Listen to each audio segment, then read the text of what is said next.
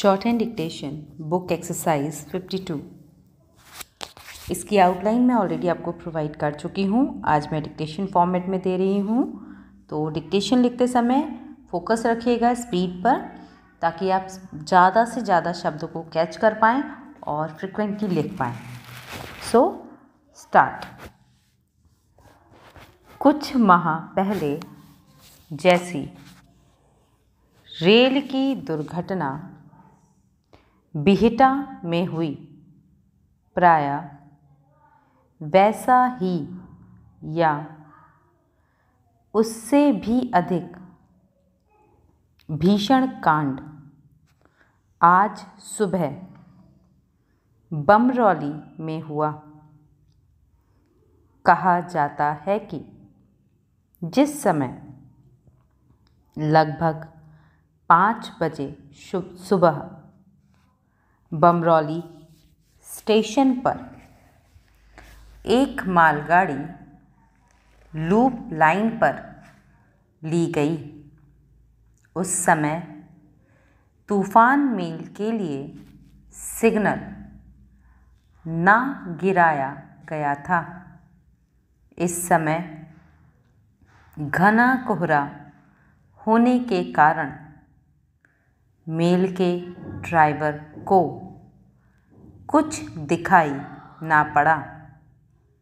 जैसे ही मालगाड़ी रुकने वाली थी, वैसे ही तूफान मेल का आमना सामना होने से दोनों गाड़ियां बुरी तरह से लड़ गईं। फलतः उसी समय कई आदमी सदा के लिए सो गए और बहुतेरे इस प्रकार घायल हो गए कि उनका बिल्कुल अच्छा होना हमेशा के लिए असंभव सा हो गया है। इस समय बमरौली से सर्वप्रथम डिवीज़नल सुपरिटेंडेंट को सूचना कर दी गई है और वे सबसे पहले घटनास्थल पर पहुँचे। इसके बाद लगभग 7 बजे एक रिलीफ ट्रेन पहुँच गई। तत्पश्चात मोटर वालों से खबर मिलने पर शहर में यह समाचार उस प्रकार से फैला जिस प्रकार से जंगल में आग फैलती है। फिर क्या था, इधर उधर से स्वयं सेवकों के दल जिस किसी प्रकार बन सका, उसी प्रकार पीड़ितों की सहायता के लिए पहुँचे। इन सब ने सबसे पहले मुर्दों और घायलों को निकालकर आवश्यक प्रबंध किया। जो सख्त घायल थे, उनके लिए लारियां बुलाकर उन्हें अस्पताल भेजा। इसी प्रकार जो बच गए थे, उनके लिए भी यथोचित प्रबंध कर दिया गया। इसी समय हजारों आदमी इस दर्दनाक दृश्य को देखने और यह जानने के लिए पहुँचे कि दुर्घटना किस प्रकार और किस कारण से हुई। इस संबंध में सरकारी तौर से भी जांच शुरू हो गई है। जिनकी जान किसी प्रकार से भी बच सकी थी, उनके चेहरों की ओर गौर करके देखने से मालूम होता था कि वे सब अनन्य भक्ति से ईश्वर की धन्य धन्य मना रहे थे। कालचक्र सदा बेरोक टोक अपनी गति से चला करता है।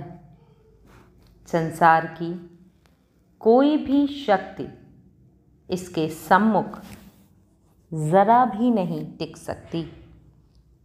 कौन आता है, कौन जाता है, कौन सा आदमी क्या काम करता है, इन सब से मानो मतलब होते हुए भी कुछ मतलब नहीं है।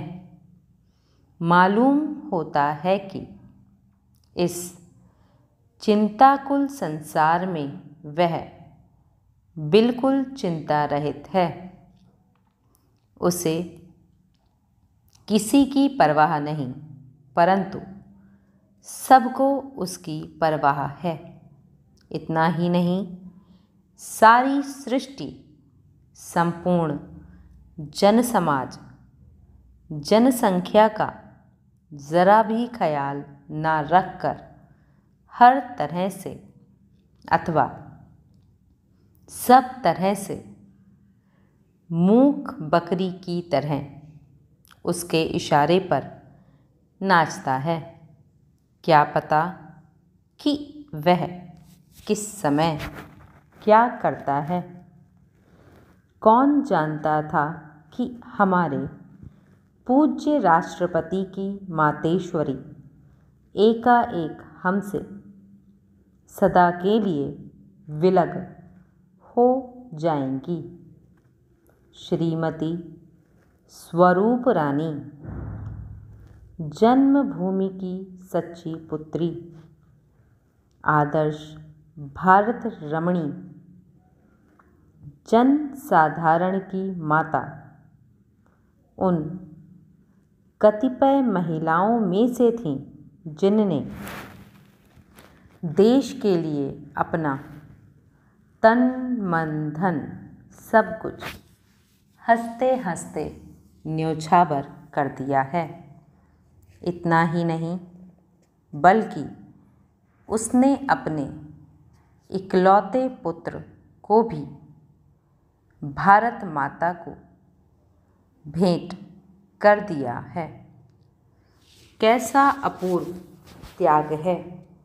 हमारी माताओं और बहनों को इनके जीवन से शिक्षा ग्रहण करना चाहिए। उन्हें अच्छी तरह जान लेना चाहिए कि सिर्फ अपने कुटुंब का भरण पोषण और देखभाल ही उनके जीवन का लक्ष्य नहीं है, बल्कि देश सेवा भी उनका सर्वोत्कृष्ट कर्तव्य है। यह सर्वथा उचित ही था कि छोटे मोटों की तो बात ही क्या, बड़े बड़े हिंदू मुसलमान लोगों ने अपने भेदभाव बुलाकर बिल्कुल एक मन से शोक और श्रद्धा प्रकट की। सचमुच ऐसे मौके पर तो ऐसा होता ही है, अथवा ऐसा होना ही चाहिए। अब वह समय आ गया है जब हम लोगों को चाहिए कि आम तौर पर हिंदू मुस्लिम आपस में एक हो जावें। व्यर्थ में लड़ने झगड़ने, कहने सुनने और धर्म के मामलों पर गर्मागर्म बातचीत करने तथा एक दूसरे से जवाब तलब करवाने में शक्तिनाश करना सर्वथा हानिकारक है। हिंदू महासभा मुस्लिम लीग, हिंदी साहित्य सम्मेलन, ऐसी भारत व्यापी संस्थाओं को चाहिए कि वे हिंदू मुसलमान, हिंदी उर्दू और हिंदी उर्दू हिंदुस्तानी के झमेले में ना पड़ें, स्वतंत्रता के मैदान में एक होकर उतर आएं। So start. शिक्षा की प्रगति और देश की बेकारी को मामूली तौर पर देखकर कहा जाता है कि पढ़े लिखे युवकों की दशा अच्छी हो ही कैसे सकती है। एक तो शिक्षित युवकों की भरमार और दूसरे व्यापार, उद्योग धंधों और नौकरी की गिरी हालत बेकारी की भारी जटिल समस्या बनाए है। एक तो यह है ही, दूसरी खेती की बर्बादी, यानी 90% किसान जो गांवों में रहते हैं उनकी दशा देखकर हम कह सकते हैं कि यदि खेती तथा देसी व्यापार आदि में किए जाने योग्य सुधार शीघ्र न किए गए तो ऐसा न हो कि कुछ दिनों के बाद देश में आतंकवाद की लहर उठ पड़े। इसमें संदेह नहीं है कि कांग्रेस मंत्रिमंडलों ने जो कुछ किया है वह जहाँ तक हो सका है किसानों की भलाई के लिए किया है और इसमें संदेह करने की कोई आवश्यकता नहीं है कि जितने समय के लिए ये नियुक्त किए गए हैं यदि उतने समय तक रह गए तो देश के बड़े बड़े सवाल हल करने का भरसक प्रयत्न होगा। आजकल सिर्फ शिक्षा के होने या ना होने से खास मतलब नहीं, किंतु सबसे बड़ी बात यह है कि पढ़े लिखे लोग और बेकार न बैठने पावे। क्या हम नहीं कह सकते कि बेकारी का संबंध देसी व्यापार आदि से है, जिसकी जिम्मेदारी सरकार पर बहुत अधिक है। क्या हम नहीं कह सकते कि विदेशी सरकार से इस विषय में कुछ नहीं हो सकता। यथार्थ में मैं कह देना चाहता हूँ कि हमारे औद्योगिक और व्यापारिक पतन का कारण हमारी दास्ता है। अतः सबसे बड़ी बात यह है कि देश स्वतंत्र हो। यदि तुमने जापान की उन्नति को देख लिया है, जर्मनी के उत्थान को समझ लिया है, तो क्या तुम कह सकते हो कि दास्ता की बेड़ियों से मुक्त भारत भी देश की बेकारी, अशिक्षा आदि छोटे छोटे सवालों को हल ना कर सकेगा। अतः जैसा पहले कहा जा चुका है, हमारी सबसे बड़ी और जटिल समस्या स्वतंत्रता है। सारांश यह है कि देश स्वतंत्र होने पर हमारे सारे राष्ट्रीय प्रश्न आप से आप हल हो जाएंगे। डिक्टेशन को पढ़ के मुझे ज़रूर बताइएगा कि आपने कितने वर्ड्स मैनेज किए। 337 वर्ड्स की डिक्टेशन थी, तो आपने उन 337 वर्ड्स में से कितने वर्ड्स को लिखा है, ताकि आप खुद एनालाइज कर पाएँ कि आप किस लेवल पर हैं और आपको किस लेवल की प्रिपरेशन करनी है। आपको किसी भी तरह की प्रॉब्लम होती है, आप मुझे कमेंट कर सकते हैं। मैं आपकी प्रॉब्लम को शॉर्ट आउट करूँगी, कोशिश करूँगी उसका शॉर्ट सोल्यूशन आपको प्रोवाइड करूँ।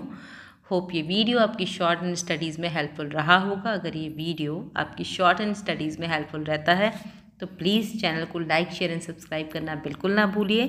Keep learning, keep watching, stay connecting. Have a good day.